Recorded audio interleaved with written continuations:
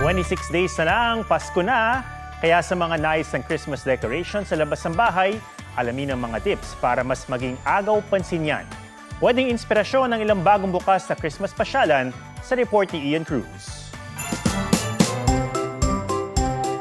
Let's make your Christmas sweeter this year. Prepare a sweet tooth sa muling pagbabalik ng Gingerbread City sa London. Recycled City ang tema ngayong taon.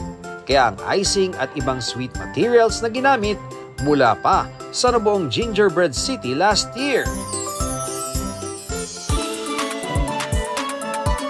Dito sa Maynila, giant Christmas tree ng Manila City Hall ang bida. Nakakaaliw ding panoorin ang dancing fountain.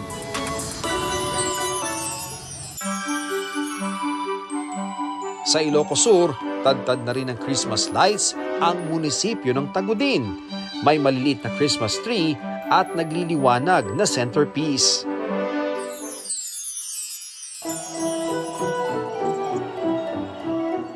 Kung outdoor decorations ngayong Pasko ang focus mo this year, narito ang ilang tips para mas maging festive ang look niyan. Planuhin ang layout.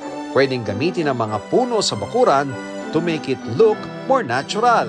For a playful touch, subukan ang inflatables gaya ng ilang holiday characters. At para sa mas ligtas na Pasko, tiyaking safe ang gagamiting Christmas lights. Ian Cruz nagbabalita para sa GMA Integrated News. Huwag magpahuli sa mga balitang dapat niyong malaman.